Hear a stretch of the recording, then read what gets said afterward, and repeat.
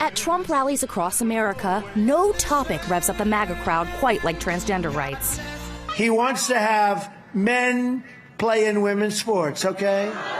The former president leaning into the culture war to turn out his base, mocking transgender athletes playing women's sports, and likening puberty blockers for transgender kids to the sexualization of children.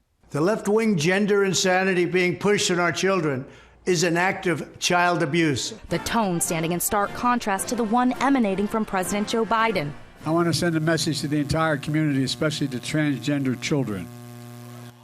You are loved. For Biden and the Democrats, supporting the LGBT community has long been a top priority. The president rolling out policy after policy to protect such rights, even decorating the White House in rainbow flags during Pride Month.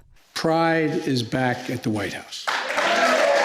Like the vast majority of the public, both Biden and Trump support same-sex marriage, but that's where their similarities end. As president, Trump banned transgender people from serving in the military, an executive order Biden revoked as one of his first acts as president. Trump also rolled back discrimination protections for the community. Biden expanded them, then went even further.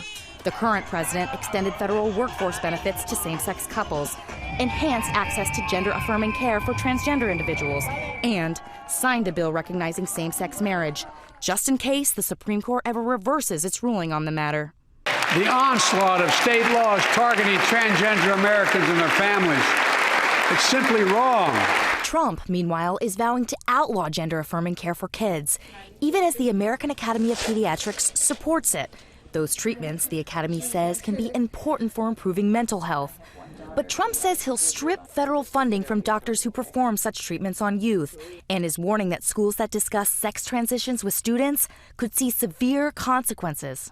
I will ask Congress to pass a bill establishing that the only genders recognized by the United States government are male and female. The candidates' polar opposite views reflect a divided society still largely skeptical of transgender rights. A recent Pew Research study finding that 2/3 of registered voters say a person's gender is assigned at birth, plain and simple.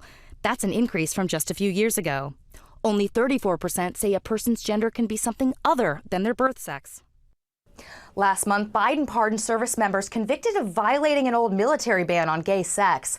Still, the president says more needs to be done to ensure equal protection under the law. Rachel Bade, ABC News, Washington.